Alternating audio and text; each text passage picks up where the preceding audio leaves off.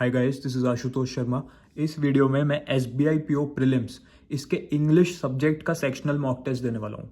जो भी students SBI PO prelims की प्रिपरेशन कर रहे हैं, मैं उन्हें ये बात पहले भी बता चुका हूँ कि जो इंग्लिश सब्जेक्ट है वो सबसे ज़्यादा स्कोरिंग है। अगर आपने इंग्लिश सेक्शन के क्वेश्चंस को अच्छे से अटैम्प्ट कर लिया एग्जाम में तो ईजिली आप SBI PO का प्री क्लियर कर जाओगे। अब मैंने कौन सा मॉक टेस्ट चूज़ करा है इसके लिए, जो मैंने मॉक टेस्ट सिलेक्ट किया है वो है उन्नति मॉक टेस्ट सीरीज से।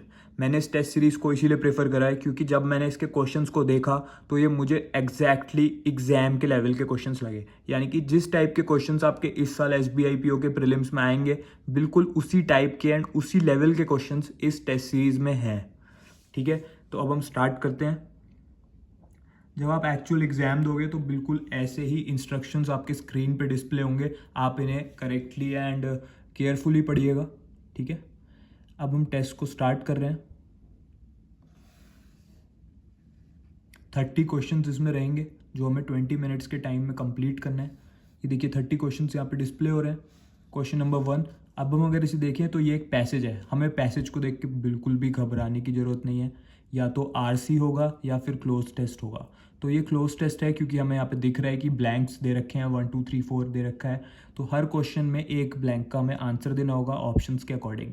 क्या करना है आपको बार बार नहीं पढ़ना। आप फर्स्ट जहाँ पे ब्लैंक दे रखा है उस सेंटेंस को पढ़ोगे।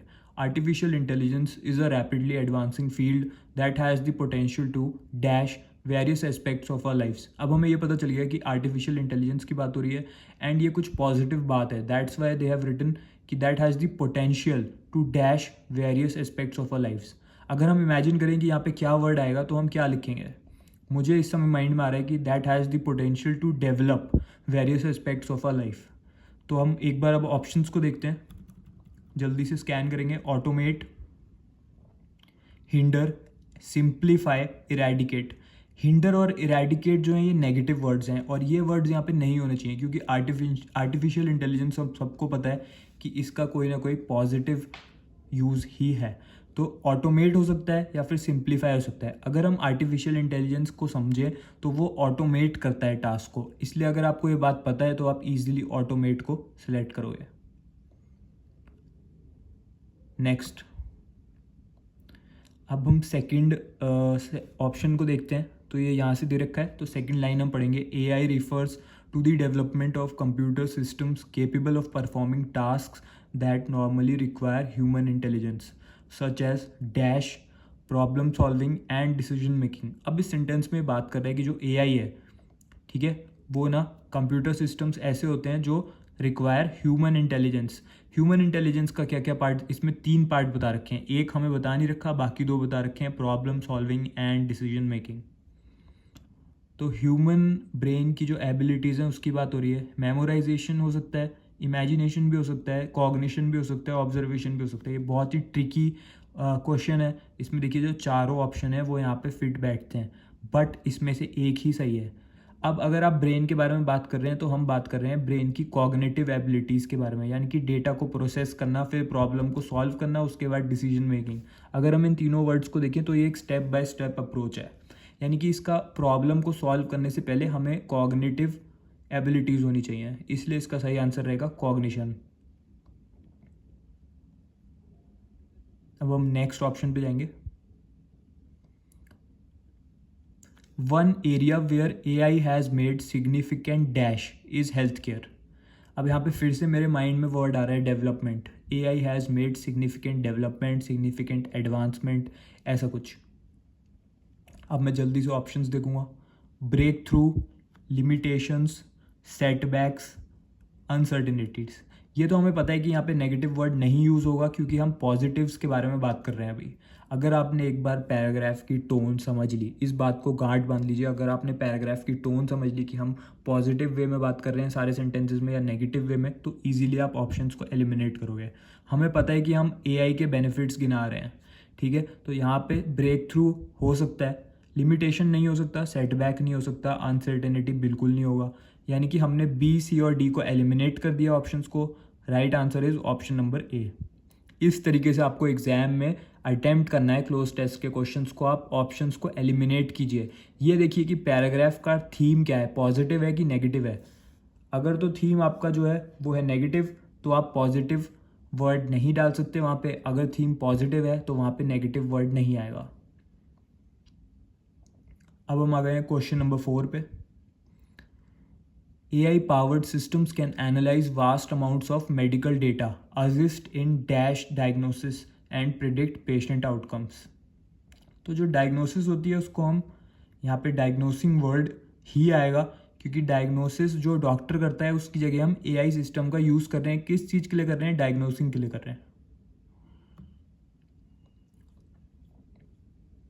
क्विकली जब आप ऑप्शंस को एक बार पढ़ोगे आप इजीली नेगेटिव वर्ड्स को वहाँ से हटा पाओगे। ठीक है, तो बहुत इंपॉर्टेंट बात मैंने आपको बता दी, इस बात को याद रखिएगा कि पैसेज का थीम क्या है, पॉजिटिव है कि नेगेटिव है, उस पर ध्यान दीजिए। उसी हिसाब से आप ऑप्शंस को एलिमिनेट कर पाओगे। अब फिफ्थ क्वेश्चन में हमें फिफ्थ ऑप्शन को देखना है। तो जो यहाँ पे फिफ्थ नंबर का ब्लैंक दे रखा है, जैसे कि यहाँ पे दे रखा है, हम सिर्फ इसी सेंटेंस को रीड करेंगे, फिर से हम पूरे पैसेज को रीड नहीं करेंगे ताकि हमारा टाइम वेस्ट ना हो। This technology has the potential to revolutionise health care delivery, improve accuracy and dash patient care. Patient care को क्या करता है वो? कुछ ना कुछ हमें पॉजिटिव ढूंढना है वर्ड। नेगलेक्ट हो नहीं सकता ऑप्शन है, ऑप्शन बी कॉम्प्रोमाइज हो नहीं सकता, ये भी नेगेटिव है। Option C is enhance, option D is overlook, overlook भी नेगेटिव है। यहाँ पे इनहेंस वर्ड करेक्ट फिट है, इनहेंस पेशेंट केयर। तो हमने इनहेंस वर्ड को चूज़ करा। देखा आपने कैसे सिर्फ हमने एक पॉइंट पकड़ लिया कि ये जो पैराग्राफ है अभी तक हम लोग पॉजिटिव्स की बात कर रहे हैं, इसीलिए हम लोग सिर्फ और सिर्फ पॉजिटिव वर्ड्स को ही सिलेक्ट कर रहे हैं अपने आंसर्स में, जो हमारे सेंटेंस को मीनिंगफुल बना रहे हैं।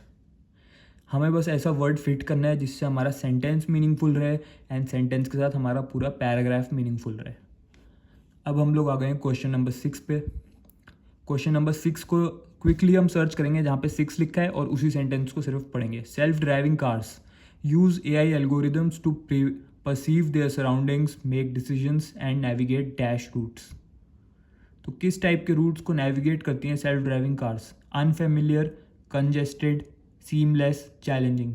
अगर आप एक बार सेल्फ ड्राइविंग कार्स के बारे में सोचो तो वो क्या करती हैं, वो ट्रैफिक के बीच में से अपने आप ड्राइव करती हुई निकल जाती हैं। तो यहाँ पे जो बेस्ट फिट वर्ड लग रहा है वो है कंजेस्टेड, यानी कि यहाँ पे आपको अपने कॉमन सेंस का भी यूज़ करना है कि कंजेशन के बारे में बात, आगे भी देखिए इन्होंने यहाँ पे भी कंजेशन वर्ड यूज़ करा है।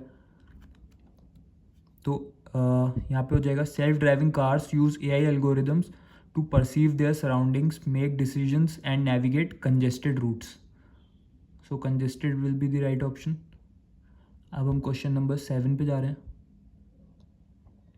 This advancement has the potential to enhance road safety, reduce congestion and dash transportation efficiency.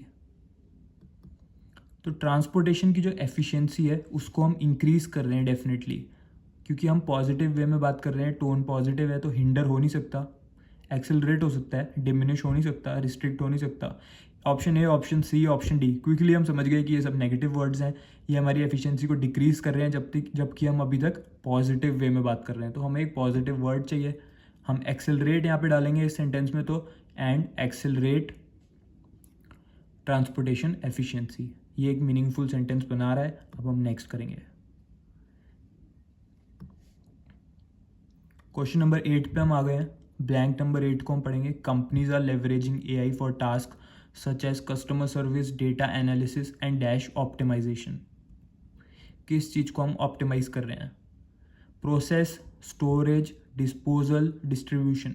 इस टाइप के जब ऑप्शंस दे रखे हो, आपको लगे कि आप कंफ्यूज हो रहे हो, तो आप ऑप्शंस को एलिमिनेट करना स्टार्ट करो। क्या यहाँ पे प्रोसेस आ सकता है? Companies are leveraging AI for task such as customer service, data analysis and process optimization. Yes, यहाँ पे प्रोसेस आ सकता है। स्टोरेज ऑप्टिमाइजेशन नहीं, यहाँ पे स्टोरेज के बारे में बात नहीं हो रही है, हम लोग लॉजिस्टिक्स के बारे में बात नहीं कर रहे, हम लोग किसी ट्रांसपोर्टेशन के बारे में बात नहीं कर रहे, तो स्टोरेज डेफिनेटली नहीं आएगा। ऑप्शन बी हमने एलिमिनेट कर दिया है, ऑप्शन ए को अभी हमने रखा हुआ है। ऑप्शन सी डिस्पोजल ऑप्टिमाइजेशन, ये भी नहीं हो सकता। डिस्ट्रीब्यूशन ऑप्टिमाइजेशन ये हो सकता था, बट अगर हम प्रोसेस और डिस्ट्रीब्यूशन को कंपेयर करें तो यहाँ पे कोई भी हम डिस्ट्रीब्यूशन चैनल्स या फिर कोई लॉजिस्टिक्स, फिर से लॉजिस्टिक्स के बारे में बात नहीं कर रहे, हम लोग सिर्फ और सिर्फ एक जनरल वे में बिजनेसेस के बारे में बात कर रहे हैं, इसलिए यहाँ पे प्रोसेस बेस्ट फिट है, तो हम प्रोसेस वर्ड को सिलेक्ट करेंगे। आपको कॉमन सेंस यूज़ करना है एग्जाम में, आपको ऑप्शंस को देखना है, आपको जल्दी से आंसर मार्क करने की इतनी भी जल्दी नहीं रखनी। हाँ, हम लोग स्पीड मेंटेन करेंगे, बट इसका मतलब ये नहीं है कि हम लोग सारे ऑप्शंस को ना पढ़ें। ऐसा नहीं है कि आप सेकंड ऑप्शन पढ़ोगे आपको लगेगा कि हाँ यही है और हम इसको मार्क कर देंगे। नहीं, हम लोग पहले सारे ऑप्शंस को पढ़ेंगे, अपना पूरे का पूरा टाइम अच्छे से यूटिलाइज करेंगे, क्योंकि जो 30 क्वेश्चंस के लिए 20 मिनट्स का टाइम है वो इनफ है। अब हम क्वेश्चन नंबर 9 पे आ गए हैं। तो क्वेश्चन नंबर 9 कह रहा है, यानी कि blank number 9, AI powered chatbots can provide instant support to customers, while predictive analytic algorithms can identify patterns and trends to inform business strategies and dash decision making। तो डिसीजन मेकिंग की बात हो रही है हमारी, इसमें हम कोई ना कोई पॉजिटिव वर्ड ही ऐड करेंगे, यानी कि improve decision making, accelerate decision making, something like that. So यहाँ पे ऑप्शन ए है फैसिलिटेट, ऑप्शन बी है impede which is a negative word, option C is also negative word discourage, option D is also negative word. तो यहाँ पे जो best fit है वो है ऑप्शन ए। हमने बाकी ऑप्शंस को एलिमिनेट कर दिया and then we move on to the question number 10। So blank number 10 क्या कह रहा है? अब यहाँ पे हम बात कर रहे हैं, ये लास्ट पैरा है, आप देख सकते हो यहाँ पे पैराग्राफ चेंज हो गया है, तो यहाँ पे थीम भी चेंज हो सकता है। जब आपका पैराग्राफ चेंज होगा पैसेज में, इसका मतलब वहाँ पे कुछ थीम में भी चेंज हो रहा है, जैसे कि मैंने एस्से राइटिंग में भी बताया था आपको कि पैराग्राफ्स का अलग अलग थीम होता है। तो ethical considerations are an important aspect of AI development. तो अब हम लोग इसकी कुछ ड्रॉबैक की बात कर रहे हैं, यानी कि एथिक्स के बारे में। Ensuring privacy, fairness and transparency in AI systems is crucial to dash the potential risk. तो जो रिस्क है उसको हमें कम करना है, ठीक है। वो हम कैसे करेंगे? प्राइवेसी, फेयरनेस और ट्रांसपेरेंसी से। टू एलिवेट का मतलब होता है रिड्यूस करना, तो एलिवेट यहाँ पे आ सकता है, बट अभी हम एलिवेट को मार्क नहीं करेंगे, अभी हम बाकी क्वेश्चंस भी पढ़ेंगे, बाकी ऑप्शंस को भी देखेंगे। मैक्सिमाइज, नो मैक्सिमाइज यहाँ पे नहीं आ सकता। एजेस यहाँ पे एक बेस्ट फिट नहीं है, ओवरलुक भी नहीं। सो अगर आपको एलिवेट और एजेस में कन्फ्यूजन भी है तो भी आप देखेंगे तो आपको पोटेंशियल रिस्क जो है उनको कम करना है, ठीक है, तो एलिवेट आएगा। नेक्स्ट क्वेश्चन नंबर 11 पे हम आ गए हैं। ये एक और पैसेज दिया हुआ है, जो बैंक के एग्जाम्स हैं, SBI PO प्रीलिम्स है, उसमें कोई भी सेट पैटर्न नहीं है। ऐसा हो सकता है आपके एग्जाम में सिर्फ एक ही RC या एक ही क्लोज टेस्ट आपसे पूछा जाए, ऐसा हो सकता है कि आपसे 2 या 3 RC भी पूछी जाए। इसलिए आपको प्रिपेयर्ड रहना है मेंटली कि किसी भी टाइप का क्वेश्चन आपकी स्क्रीन पे आ सकता है। आप ये सोच के मत जाइएगा कि हाँ मैं एक RC आएगा मैं उसको स्किप कर दूंगा या उसको कर लूँगा, इस क्वेश्चन को छोड़ दूंगा। इंग्लिश में आपको क्वेश्चंस कम से कम स्किप करने हैं, आपको मैक्सिमम क्वेश्चंस अटैम्प्ट करने हैं। टाइमिंग बहुत अच्छा दे रखा है, 20 मिनट की ड्यूरेशन है, ठीक है। तो जो भी क्वेश्चन आए आपको उसको अटैम्प्ट करना है, एक ओपन माइंड के साथ जाके, एक पॉजिटिव एटीट्यूड के साथ आपको इंग्लिश के सेक्शन को अटैम्प्ट करना है। इंग्लिश में अगर आपने अच्छे से कर लिया, मैं फिर से रिपीट कर रहा हूँ, तो आप बहुत अच्छे मार्क्स स्कोर कर जाओगे SBI PO के प्री में। तो अब हम देखें ये पैसेज किस चीज़ के बारे में है। हम एक क्विक ग्लैंस करते हैं, हमें पता चल जाता है एंटरप्रेन्योरशिप के बारे में, ठीक है। तो entrepreneurship is the process of identifying and dash business opportunities and taking risk. तो हम यहाँ पे जाके फुल स्टॉप कर सकते हैं, हमें पूरा वर्ड पढ़ने की, पूरा सेंटेंस कंप्लीट करने की ज़रूरत नहीं है। इसकी डेफिनेशन हमें दे रखी है, हम समझ गए। Process of identifying and dash business opportunities, तो यहाँ पे क्या आएगा? Exploiting, avoiding, overlooking, capitalising. Business opportunities को कैपिटलाइज करा जाता है, तो हम यहाँ पे कैपिटलाइजिंग मार्क करेंगे। Entrepreneurs are individuals who possess dash qualities such as innovation, resilience and a strong desire for independence। तो किस टाइप की क्वालिटीज़ हैं ये? Innovation, resilience and a strong desire for independence. Inherent qualities, trivial qualities, conventional qualities, obsolete qualities. Obsolete यहाँ पे नहीं हो सकता, हम इस ऑप्शन को यहाँ से डिडक्ट कर दे रहे हैं। कन्वेंशनल भी नहीं होगा, क्योंकि कन्वेंशनल होते तो सभी लोग एंटरप्रेन्योर्स होते। ट्रिवियल भी हम इसको नहीं कहेंगे। इनहेरेंट क्वालिटीज़ होती हैं उनके अंदर, like they are, which means they are born with them. Next, अब हम लोग थर्ड ब्लैंक को देखेंगे। One of the key characteristics of successful entrepreneurs is blank. तो अब हम ऑप्शंस को देखते हैं। Perseverance, conformity, impulsiveness, adaptability. अब हमने सोचा था कि हम पॉजिटिव टोन देखेंगे, पॉजिटिव टोन है पैराग्राफ की, बट अब जो सारे ऑप्शन हमें दे रखे हैं वो बहुत ज़्यादा कन्फ्यूजिंग है। ऐसे केस में बहुत से बच्चे कंफ्यूज हो जाते हैं, टाइम वेस्ट कर देते हैं ऑप्शंस पे, बार बार ऑप्शंस को पढ़ के। आपको ये नहीं करना है। जब आपको लगे कि आप स्ट्रक हो रहे हो तो आपको क्या करना है, आपको वापस पैसेज में जाना है। बहुत ही इंपॉर्टेंट बात मैं आपको बता रहा हूँ। अगर आप ये वीडियो देख रहे हो तो इसको इम्प्लीमेंट करिएगा ज़रूर अपने एग्जाम में। आपको वापस पैसेज में जाना है, आपको नेक्स्ट सेंटेंस को पढ़ना है। वहाँ से आपको हिंट मिलेगा कि आप पिछले सेंटेंस में क्या वर्ड आना है। They are able to spot gaps in the market and identify unmet needs और problems that can be solve through their business ideas. यानी कि जो भी करंट सिचुएशन है मार्केट की, उसके अकॉर्डिंग वो लोग वर्क करते हैं। तो अब हम पढ़ेंगे परसिवरेंस क्या हो सकता है, इसका मीनिंग नहीं, कन्फर्मिटी नहीं, इम्पल्सिवनेस नहीं, अडेप्टिबिलिटी। अडेप्टिबिलिटी वर्ड सुन के हाँ पता चलता है कि जो नेक्स्ट सेंटेंस में हिंट दिया था ये उसी की बात कर रहे हैं, अडेप्टेबल होने की। अब हम नेक्स्ट करेंगे। तो इसी तरीके से आपको अटेम्प्ट करना है क्वेश्चंस को। जब आप कहीं फंस जाओ तो अगले सेंटेंस को वर्ड पढ़ो, उससे पिछले सेंटेंस को पढ़ो, आपको हिंट ज़रूर मिलेगा कि क्या वर्ड वहाँ पे आना चाहिए। Blank number 4. This ability to recognize opportunities is crucial for launching a viable and dash venture. तो मेरे मन में आ रहा है कि viable and profitable venture या फिर successful venture. सो यानी कि कुछ पॉजिटिव वर्ड ही यहाँ पे आएगा।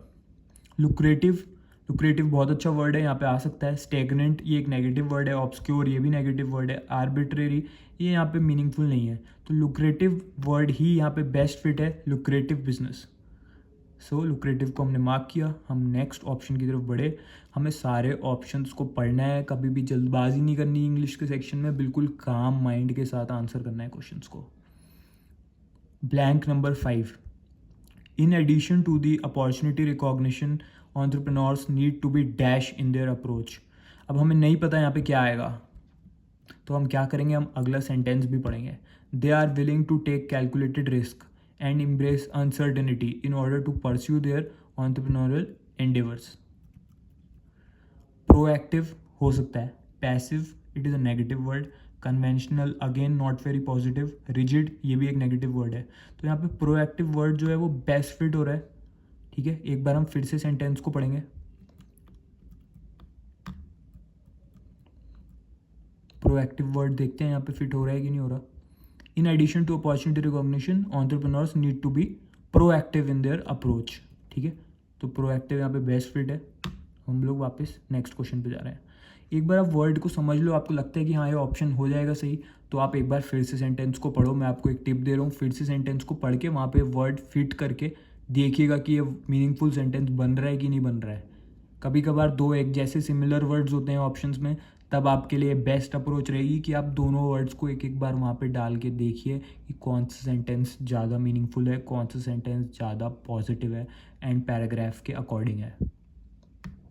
अब हम आ गए हैं क्वेश्चन नंबर 16 पे। Entrepreneurs also need to possess effective dash skills. अब हमें नहीं पता कौन से स्किल्स की बात हो रही है। सारे के सारे ऑप्शंस अगर हम देखें, लीडरशिप, नेगोशिएशन, मार्केटिंग, कम्युनिकेशन, सारे के सारे पॉजिटिव वर्ड्स दे रखे हैं। तो हम क्या करेंगे, जो मैंने पहले बताया था, बहुत ही ईजी है। हम नेक्स्ट सेंटेंस को रीड करेंगे। They are willing to take calculated risks, ये हम पढ़ चुके हैं पहले। Blank number 6, yes, they must be able to articulate their ideas, persuade stakeholders and build strong networks. Communication skills are vital. तो हम लोग कम्युनिकेशन के बारे में बात कर रहे हैं। यहाँ पे ऑप्शन हो जाएगा ऑप्शन नंबर डी। तो हमने आधे क्वेश्चंस कर लिए हैं। हम क्वेश्चन नंबर 17 पे आ गए हैं। Blank number 7, communication skills are vital for attracting customers, securing funding and dash strategic partnerships. Strategic partnerships के साथ क्या कर रहे हैं हम, जैसे फंडिंग को सिक्योर कर रहे हैं, कस्टमर्स को अट्रैक्ट कर रहे हैं। स्ट्रैटेजिक पार्टनरशिप्स को ऑप्शन ए फॉस्टर कर रहे हैं, ऑप्शन बी हिंडर कर रहे हैं, ऑप्शन सी अवॉइड कर रहे हैं, ऑप्शन डी ओवरलुक कर रहे हैं। बी, सी और डी ऑप्शंस को एलिमिनेट हम कर दे रहे हैं क्विकली से, क्योंकि ये सारे के सारे नेगेटिव वर्ड्स हैं। हम लोग एक पॉजिटिव बात कर रहे हैं एंटरप्रेन्योर्स के बारे में। तो ऑप्शन नंबर ए, फॉस्टरिंग स्ट्रैटेजिक पार्टनरशिप्स, ये सही आंसर है। आपके माइंड में क्विकली आ जाना चाहिए। क्विकली आपको ऑप्शंस को एलिमिनेट कर देना है जो जो नेगेटिव हैं, एंड आपको नेक्स्ट क्वेश्चन की तरफ बढ़ जाना है। ब्लैंक नंबर 8 पे हम आ गए हैं।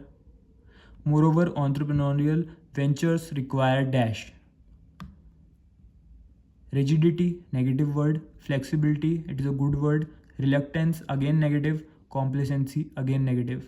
मतलब जो वेंचर है उसके लिए क्या रिक्वायरमेंट है, कोई भी नेगेटिव रिक्वायरमेंट नहीं है। अगर आपको अपना बिजनेस इंप्रूव करना है तो फ्लेक्सिबिलिटी होनी चाहिए। और इसको हम कैसे कंफर्म करेंगे, हम आगे के सेंटेंस को पढ़ेंगे तो हमें पता चल जाएगा। जैसे यहाँ पे दे रखा है, entrepreneurs need to carefully plan their business strategy, allocate resources and adapt. तो फ्लेक्सिबिलिटी के बारे में बात हो रही है। आपको एक स्टेडी पेस मेंटेन करके रखनी है एग्जाम में। आपको क्विकली, आपको पता है क्वेश्चन नंबर 19 पे हो तो 9th नंबर के ब्लैंक को पढ़ो। ये नहीं कि पूरा पैसेज में फिर से ढूंढ रहे हैं आप। क्विकली आप थोड़ा कॉमन सेंस यूज़ कीजिए। ऑप्शन नंबर 9 को देखिए कहाँ पे दे रखा है। Effective planning and dash management are essential for achieving long term success and sustainability.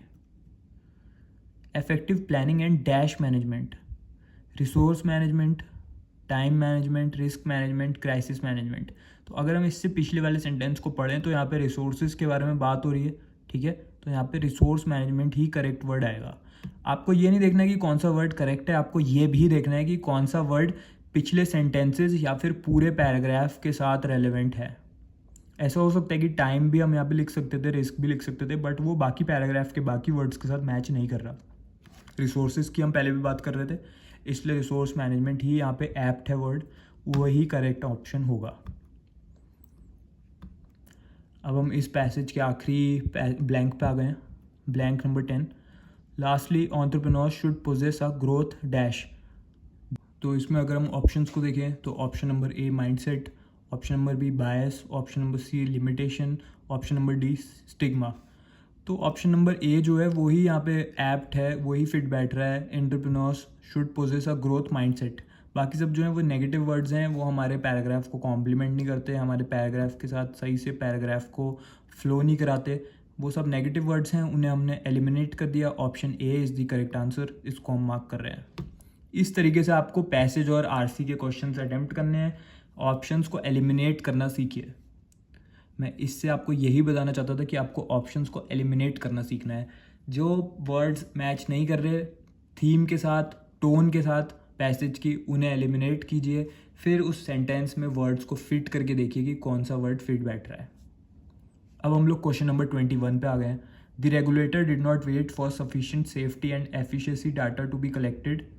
अब हमें यहाँ पे क्या करना है, सबसे पहले देखेंगे तो दो कॉलम हमें दे रखे हैं, column A, column B. Column B के 3 ऑप्शन हमें ऊपर दे रखे हैं, कॉलम बी के हमें 3 ऑप्शन नीचे दे रखे हैं, column A and column B. हमें यहाँ से सेंटेंसेस उठा के इनके साथ जोड़ के एक फुल सेंटेंस बनाना है। तो यहाँ पे इंस्ट्रक्शंस भी दे रखे हैं, आप पढ़ सकते हो। जो सेंटेंस है वो ग्रामेटिकली करेक्ट होना चाहिए एंड इसके साथ उसका फ्लो सही होना चाहिए, यानी कि पूरा का पूरा एक मीनिंगफुल सेंटेंस बनना चाहिए दोनों पार्ट्स को ऐड करके। तो अब अगर मैं ऑप्शन ए को पढ़ रहा हूँ तो मुझे उसके साथ कुछ भी मैच करता हुआ नहीं दिख रहा। The regulator did not wait for sufficient safety and efficiency data to be collected. अब इसके बाद मैं एक एक करके इन सारे ऑप्शंस को उसके साथ ऐड करके देख रहा हूँ, ठीक है। तो मुझे ए ई एक मीनिंगफुल सेंटेंस लग रहा है। The regulator did not wait for sufficient safety and efficiency data to be collected and did not share information about the clinical trials before granting approval. A E एक सही option है। मैं देखूंगा जल्दी से ए ई कहाँ पे दे रखा है। ऑप्शन बी में दे रखा है, ऑप्शन डी में दे रखा है, ऑप्शन ई में दे रखा है। अब आपके पास दो अप्रोचेज हैं या तो आप इन ऑप्शंस के बाकी आंसर्स को एक बार मिला के देख लीजिए, या फिर आप जल्दी से एक बार, यहाँ पे दे रखा है बी डी ऑप्शन बी में, तो इसको एक बार मैं करके देख लेता हूँ बी और डी को। If there is already some degree of apprehension about the safety and efficacy of COVID-19 vaccines, the opaque nature of the approval process has done little to mitigate such concerns. ये भी एक meaningful बन रहा है। तो ए ई और B D सही है, ठीक है। अब ये ए ई और बी डी यहाँ पे भी दे रखा है, तो बी एफ भी है इसके साथ। तो बी और एफ को एक बार मैच करके देख लेते हैं साथ में। If there is already some degree of apprehension, ये तो हमने पहले ही करा था। मेड एजम्पशंस, ये बिल्कुल भी लॉजिकल नहीं बन रहा। इसके लिए जो सही ऑप्शन है वो हम मार्क कर रहे हैं ऑप्शन बी। हमें सिंपली ए वाले सेंटेंस को उठा के एक बार सबके साथ मैच करके देख लिया, बी वाले को करके देख लिया। अगर हमें कोई मीनिंगफुल बन गया तब तक तो हमने उसे ऑप्शंस में सर्च कर लिया कि कौन कौन से ऑप्शंस में वो आंसर दे रखा है। अगर जिन जिन में दे रखा है फिर सिर्फ उन्हीं को उठा के हमने केसेस बना के वहाँ पे बना लिया। अब हम नेक्स्ट जा रहे हैं, क्वेश्चन नंबर 22। यहाँ भी सेम है, आपको ए बी और सी 3 पार्ट दे रखे हैं सेंटेंस के और डी, ई और एफ दे रखे हैं। अब ठीक है, कॉलम ए में से आपको एक पार्ट उठाना है, कॉलम बी में से आपको एक पार्ट उठाना है, एंड एक मीनिंगफुल सेंटेंस बनना चाहिए जो ग्रामेटिकली भी करेक्ट हो। अब हम ऑप्शन नंबर ए देख रहे हैं, ठीक है। कॉलम ए का पार्ट ए देख रहे हैं, these regulatory bodies and committees have remained silent. इसके साथ हमें डी, ई और एफ में से कुछ भी मैच करता हुआ नहीं बन रहा। ऑप्शन नंबर बी को देखें अगर हम, more than being a scientific methodology, clinical trials are a method of human cooperation. तो बी और ई एक बन रहा है, बी ई अगर हम देखें तो कहाँ पे दे रखा है, बी ई हमें सिर्फ और सिर्फ ऑप्शन नंबर ई में दे रखा है, तो हमने इसको मार्क कर देंगे और ये हमारा आंसर हो गया। हमें बाकी सेंटेंसेस पढ़ने की ज़रूरत नहीं है, थोड़ा सा स्मार्ट वर्क करेंगे। अगर आपको लगे कि एक सेंटेंस बन रहा है तो जल्दी से देख लो ऑप्शंस में कहाँ कहाँ वो दे रखा है। अगर सिर्फ एक में ही दे रखा है तो ऑफकोर्स वही करेक्ट आंसर है, 2 में दे रखा है तो उनके बाकी आंसर्स को भी देखो। So question number 23, in each of the question given below, यहाँ पे एक हमें दिख रहा है कि कुछ हाईलाइट कर रखा है, तो हमें बताना है कि which word can replace the word given in bold to make a grammatically and contextually meaningful sentence. Simply हमें इस वर्ड को रिप्लेस करना है गिवन वर्ड से। सो ऑप्शन नंबर 1, पहले हम सेंटेंस को पढ़ते हैं। There is a vending machine on the platform that dispenses snacks. एक वेंडिंग मशीन है जो डिस्पेंस करती है स्नैक्स को। डिस्पेंसेस वर्ड को हमें रिप्लेस करना है। डिस्बर्सेस, डेफिनेटली डिस्बर्सेस आ सकता है। स्क्वांडर, नो स्क्वांडर नहीं आएगा। डिस्ट्रीब्यूट, क्या डिस्ट्रीब्यूट वर्ड आ सकता है यहाँ पे? डिस्ट्रीब्यूट वर्ड यहाँ पे हम इसलिए यूज़ नहीं करेंगे क्योंकि डिस्ट्रीब्यूशन का मतलब है अलग अलग एंटिटीज़ को चीज़ें देना, लेकिन जो हमारी वेंडिंग मशीन होती है वो सिर्फ जो पर्सन उसको यूज़ कर रहा है उसी को वो डिस्पेंस करके देगी। अगर वो 4-5 लोगों को एक साथ चीज़ें दे रही होती तो वो डिस्ट्रीब्यूट होता, बट वेंडिंग मशीन का वो काम नहीं है, एक बार में एक ही पर्सन के साथ उसका कॉन्टैक्ट होता है, तो यहाँ पे डिस्बर्सेस वर्ड ही आएगा। अगर आपको इसको लेके डाउट है, इसका मतलब आपकी वोकैबुलरी अभी भी स्ट्रांग नहीं है। जो मैंने सोर्सेज बताया शायद आपने उन्हें फॉलो नहीं करा अभी तक। अब हम नेक्स्ट क्वेश्चन की तरफ जा रहे हैं, क्वेश्चन नंबर 24 की तरफ। यहाँ पे फिर से हमें वर्ड को रिप्लेस करना है। India and Japan have devised a mechanism for cooperation in the steel industry at the joint secretary level. Mechanism word को हमें रिप्लेस करना है। Option number 1 system, option number B method, option number 3 tools. क्या system word यहाँ पे आ सकता है? Devised a system, yes. Devised a method, yes. Devised are tools नहीं आ सकता ना, आ के साथ tools word it is not grammatically correct. So system और मेथड्स यहाँ पे आ सकता है, तो आंसर है both 1 and 2, option number C. Next question पे हम जाएंगे। Your business premises which qualify for business asset taper relief have become too cramped. Cramped का हमें सिनोनिम ढूंढना है। इन सब वर्ड्स में हम कर क्या रहे हैं? हम सिंपली इनका सिनोनिम ढूंढ रहे हैं। अगर आपको सिनोनिम एंटोनिम आते हैं, आपने मेरे बताए हुए सोर्स से सिनोनिम एंटोनिम पढ़े हैं, तो आप इजीली इन क्वेश्चंस को आंसर कर पाओगे। क्रैम्प्ड वर्ड का सिनोनिम क्या इसमें हैम्पर है? नो। मेजर्ड है? नहीं। इंक्लाइंड है? नहीं। क्वेश्चन नंबर 26, डिसरप्शन वर्ड को हाईलाइट करा हुआ है। एक बार जल्दी से सेंटेंस पढ़ लेते हैं, ठीक है। आपको सेंटेंस वैसे पढ़ने की ज़रूरत नहीं है, एक मैं आपको शॉर्ट ट्रिक बता रहा हूँ यहाँ पे। आप वर्ड को देखो, जो वर्ड हाईलाइट करा हुआ है, आपको सिर्फ इसको रिप्लेस करना है। एक बार आप रिप्लेस करके देखो डिसरप्शन का क्या मीनिंग होता है। आप बस आपको पता होना चाहिए, उसका सिनोनिम्स पता होने चाहिए। डिसरप्शन का सिनोनिम क्या? डिस्टर्बेंस है, यस।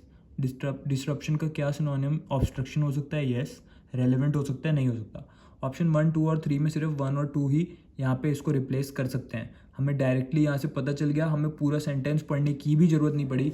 अगर आपके सिनोनिम स्ट्रॉन्ग है, वर्ड पावर स्ट्रॉन्ग है, वोकैबुलरी आपकी स्ट्रॉन्ग है, तो ईजिली आप उस वर्ड को रिप्लेस कर दोगे। आपको पूरा सेंटेंस पढ़ने की भी ज़रूरत नहीं है, इतना ज़्यादा आपका टाइम बच जाएगा।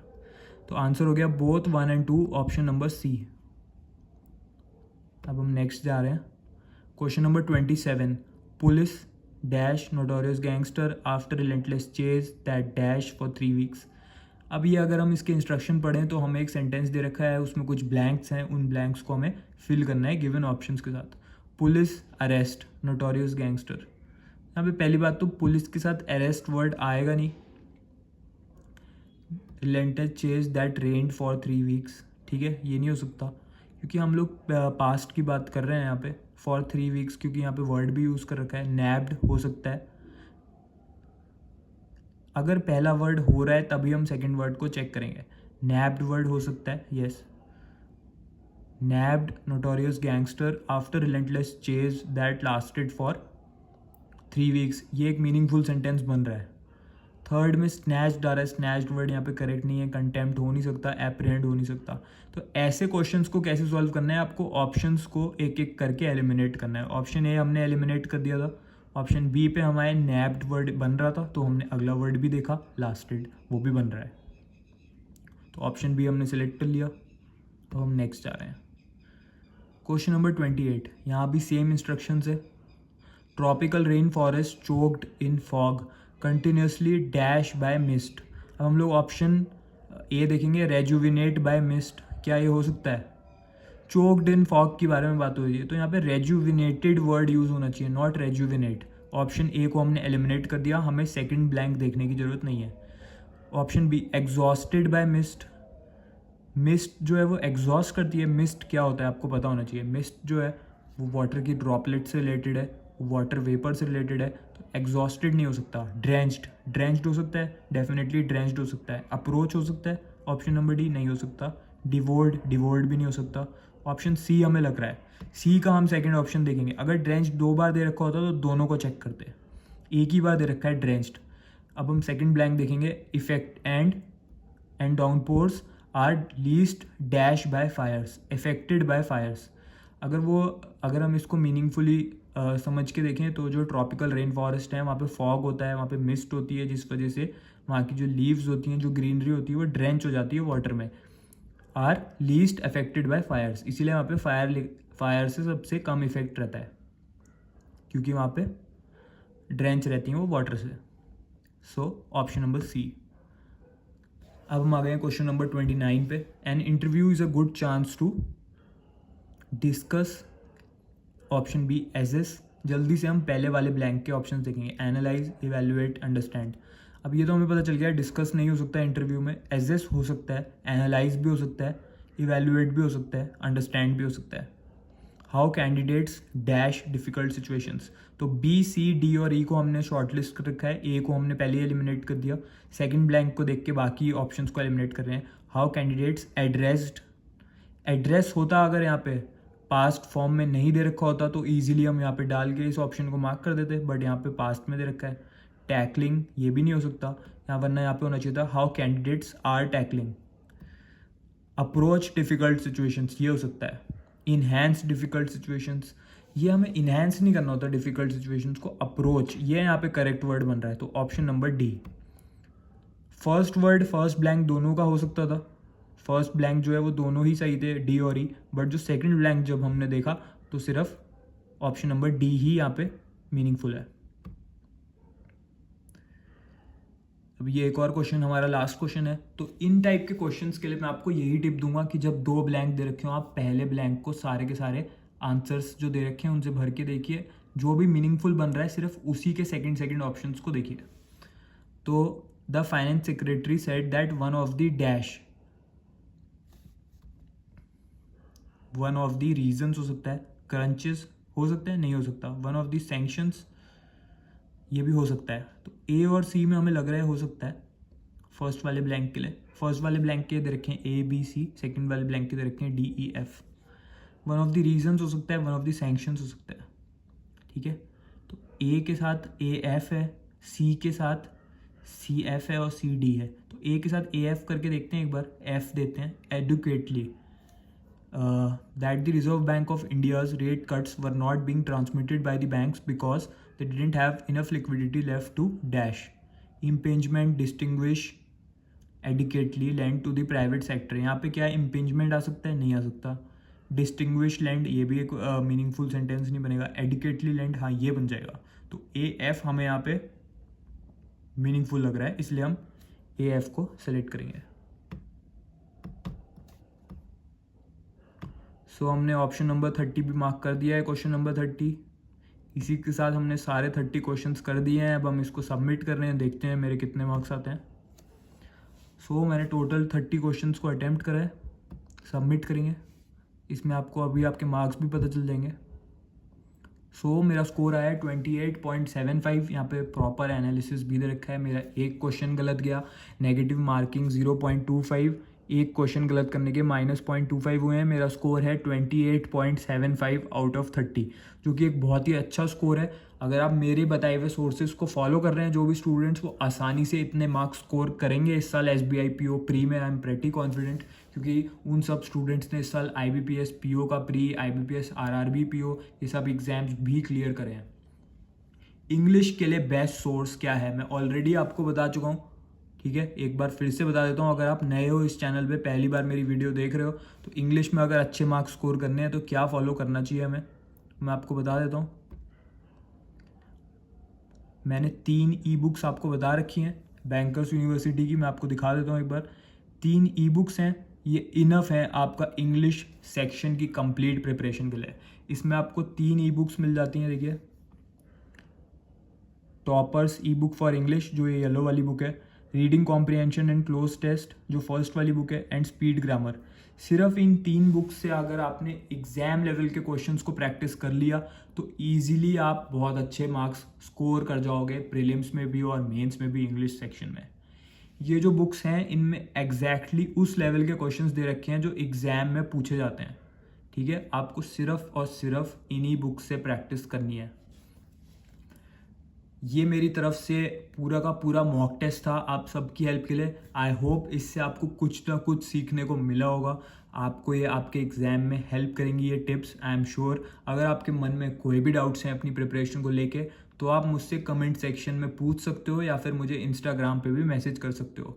जो इस मॉक टेस्ट को देना चाहता है स्टूडेंट, अगर आपको लगता है कि हाँ आपको एग्जाम लेवल मॉक टेस्ट देने को नहीं मिल पाया है, एग्जैक्टली एग्जाम लेवल के क्वेश्चंस आपको देने भी चाहिए मेरे अकॉर्डिंग, तो इसका लिंक मैं मॉक टेस्ट का दे दूंगा इस वीडियो के कमेंट सेक्शन में। एंड जो भी स्टूडेंट्स इन बुक्स से प्रिपरेशन करना चाहते हैं, मैंने खुद इन्हीं बुक्स से सॉल्व करे थे अपने क्वेश्चंस, इसीलिए मैं इतना अच्छा स्कोर कर पाया एग्जाम्स में, actual IBPS PO, SBI PO exam में और आज के मॉक टेस्ट में भी। तो इन बुक्स का लिंक भी मैं आपकी हेल्प के लिए कमेंट सेक्शन में दे दूंगा।